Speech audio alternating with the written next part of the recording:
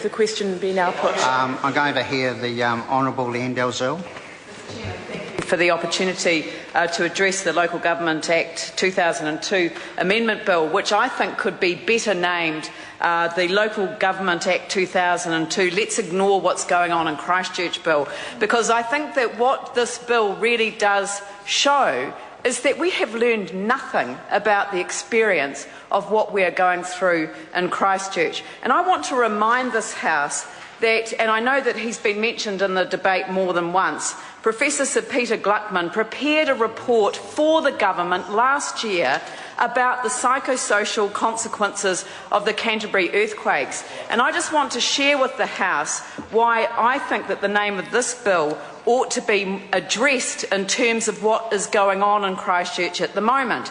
He stated, in every disaster there is an inevitable tension between the desire for an immediate response and the need for planning by multiple layers of authority and risk reduction.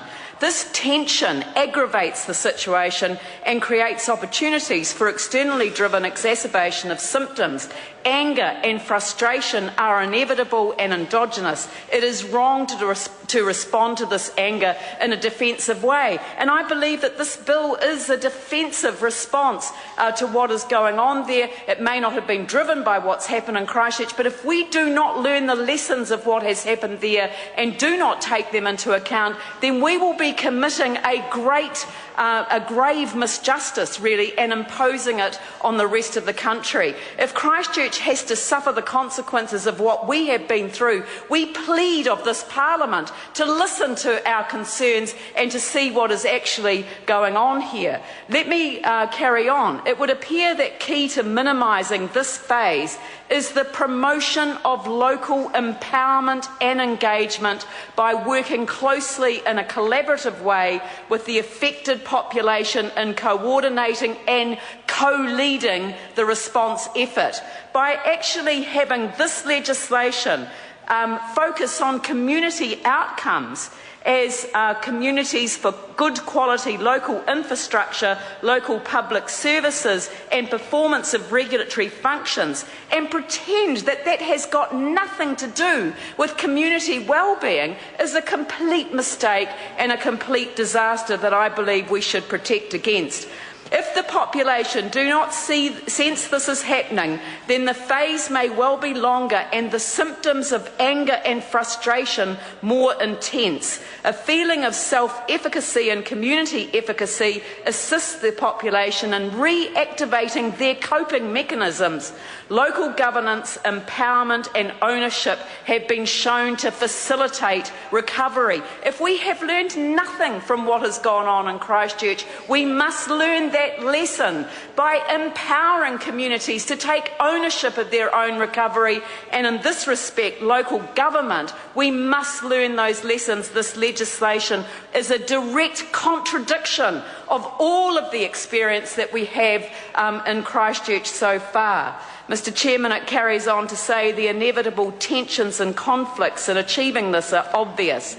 Long-term versus short-term, public versus private, local versus national interests, and cannot be avoided. Rather, they have to be openly handled with sensitivity. This legislation is the complete contrast with handling things openly with sensitivity.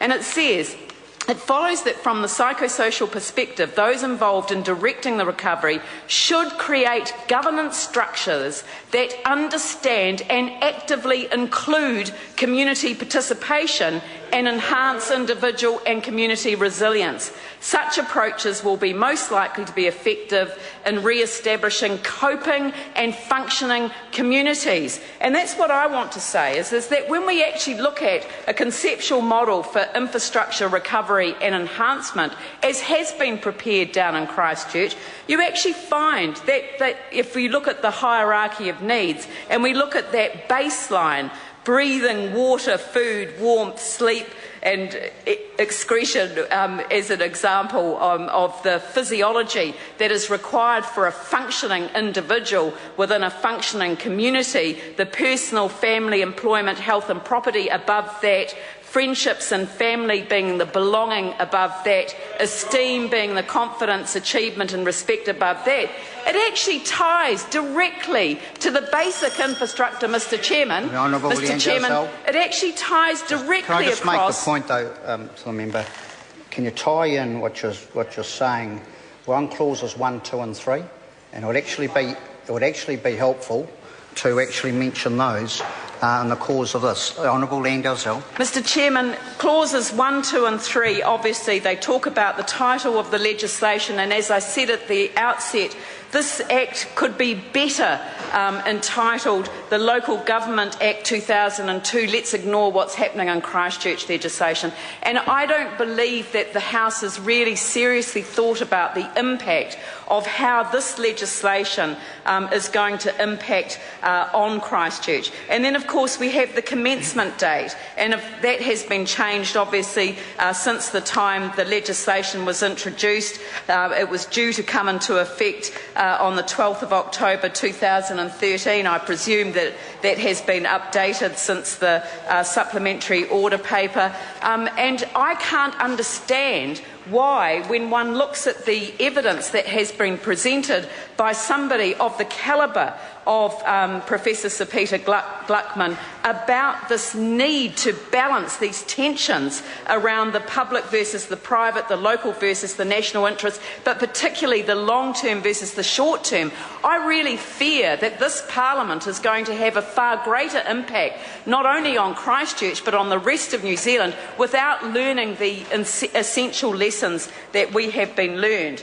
And the point that I was making, and the reason that I was emphasising the title and indeed the commencement date of this legislation, is that wouldn't it be better to wait until the legislation, wait until we had all of the reviews of the impact of both the response and the recovery efforts that have been undertaken in Christchurch? Wouldn't it be better to have all of those reports on the table and to indeed obtain a synthesis of those reports in order to better inform the implementation of this legislation? So why implement this legislation? Why have a commencement date that is earlier than all of the reports that are going to be reporting on how we've responded to the disaster that has befallen Christchurch? And I believe that there are a number of pieces of legislation that this government should actually consider holding back until we have had all of that detailed analysis and until there has been the synthesis that is required in order to get a full appreciation of what has occurred in Christchurch and what those learnings might be. The international community is looking at what's happening in Christchurch with great interest, because they have been given a narrative by this government about how things has occurred there. But I think that when they actually look at what has in fact happened, then people are going to be actually surprised that this government hasn't looked at international best practice, that they haven't adopted the approach that other countries have adopted. And when they look at the layer of this legislation coming in over the top of what we've experienced with a commencement date that applies prior to learning all of the lessons that we will have to learn from Christchurch, then they're going to ask, why did we let this happen? Why did we let this happen in our country when we have had the experience of this disaster, when we have seen how important local communities are in terms of empowerment, how important local authorities are, and we've seen our own Christchurch City Council completely left out of the frame as far as the consideration of the rebuild of Christchurch, the central city, goes. They've been left out of the picture completely. We've got our Mayor of Christchurch constantly complaining about how he's no longer engaged in any process with central government.